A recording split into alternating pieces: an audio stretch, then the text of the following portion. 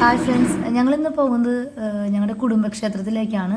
എൻ്റെ ബർത്ത്ഡേ പ്രമാണിച്ചിട്ട് കുടുംബക്ഷേത്രത്തിൽ പോകാമെന്ന് ചേട്ടൻ പറഞ്ഞിട്ടുണ്ടായിരുന്നു. അപ്പോൾ രാവിലെ തന്നെ ഞങ്ങൾ നേരത്തെ എണീറ്റ് റെഡിയായി, പിള്ളേരൊക്കെ എണീപ്പിച്ച് വേഗം റെഡിയാക്കിയിട്ട് അമ്മയുണ്ടായിരുന്നു. ഞാനും ചേട്ടനും പിള്ളേരും അമ്മയും കൂടിയിട്ടാണ് പോയത്. കുറച്ച് നേരത്തെ പോകേണ്ടതായിരുന്നു. ഞങ്ങളിവിടെ നിന്ന് 7:45 ഇറങ്ങിയത്.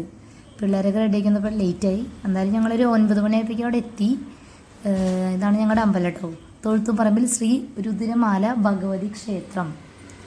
ഓക്കെ, കുറച്ച് നാളത്തേക്ക് ശേഷമാണ് ഞങ്ങളിവിടെ വരുന്നത്. കുറച്ച് ലോങ് ആയതുകൊണ്ട്, ദൂരമുള്ളതുകൊണ്ട് അങ്ങനെ ഇടയ്ക്കിടയ്ക്ക് പോകാൻ പറ്റാറില്ല.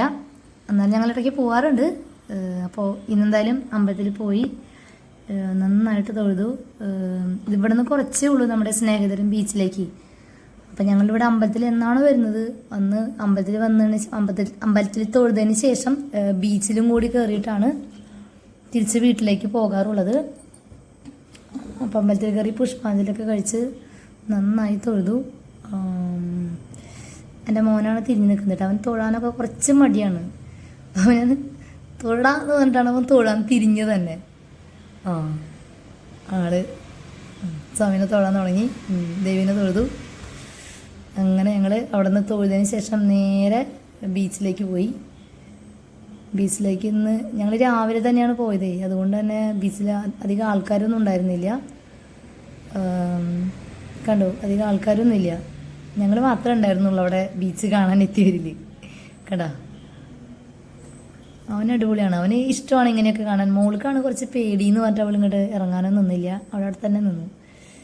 ഞങ്ങളിവിടെ ഇറങ്ങി കുറച്ച് നേരം ഫോട്ടോസൊക്കെ എടുത്തു. അവിടെ കുറച്ച് നേരം ടൈം സ്പെൻഡ് ചെയ്തു.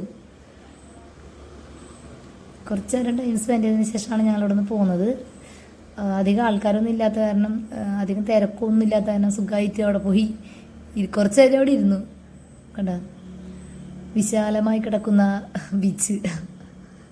നേരം വെളുപ്പിന് എത്തിയതുകൊണ്ട് ആരുമില്ല. എന്നാലും ഞങ്ങൾ കുറച്ച് നേരം അവിടെ ഇരുന്നതിന് ശേഷം അവിടെ നിന്ന് പുറപ്പെട്ടത്. കാരണം നന്നായി തിരകളൊക്കെ വരുന്നുണ്ട്. അവിടേക്ക് അങ്ങോട്ട് ഇറങ്ങി നിന്നപ്പോഴേ നല്ല തിരമാല കടലിൽ നിന്ന് ഇങ്ങനെ അടിക്കുമ്പോൾ, തിരകളിങ്ങനെ വന്നുകൊണ്ടിരിക്കുമ്പോൾ നന്നായിട്ട് വെള്ളം തെറിക്കുന്നുണ്ടായിരുന്നു.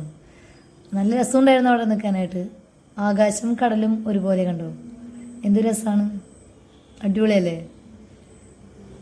സൺഡേകളിലൊക്കെ പോയി കഴിഞ്ഞാൽ നല്ല തിരക്കായിരിക്കും കേട്ടോ. ഞങ്ങൾ സൺഡേകളിൽ ഒരു 4 മണി സമയത്ത് 5 മണി സമയത്തൊക്കെ പോകാറുണ്ട്. അപ്പം നല്ല തിരക്കായിരിക്കും, നല്ല വ്യൂ ആണ്.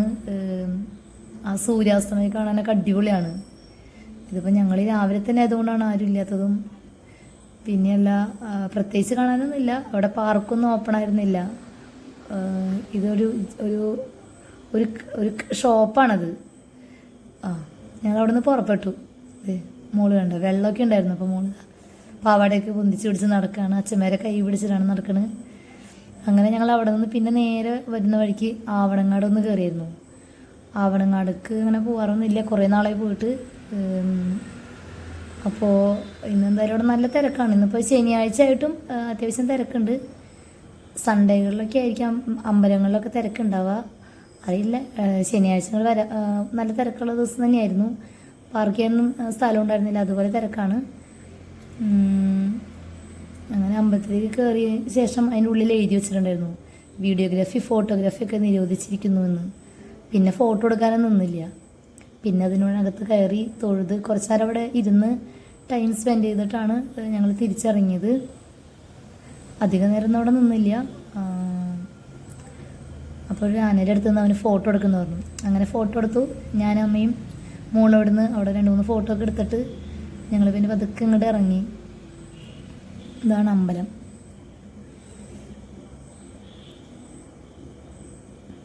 പുറത്തെത്തിയ ആൾക്കാരില്ല, അകത്ത് നന്നായി തിരക്കൊക്കെ ഉണ്ട്. അങ്ങനെ അവൾക്ക് വരാൻ കുറച്ച് മടിയാണ്. അവൾക്ക് എങ്ങടേലും പോയി അവിടെ നിൽക്കണം കുറച്ച് നേരം.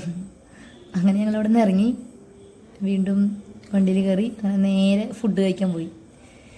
ഫുഡ് കഴിക്കാൻ ഒരു വനിതാ ഹോട്ടലിലാണ് ഞങ്ങൾ കയറിയത്. അവിടുത്തെ ചേച്ചിമാർ ദോശ മതി എന്ന് പറഞ്ഞു. ഞങ്ങൾക്ക് എല്ലാവർക്കും ദോശയാണ് പറഞ്ഞത്. അടിപൊളി ഫുഡായിരുന്നു. അങ്ങനെ ഫുഡ് കഴിച്ച് ഞങ്ങൾ അവിടെ നിന്ന് ഇറങ്ങി.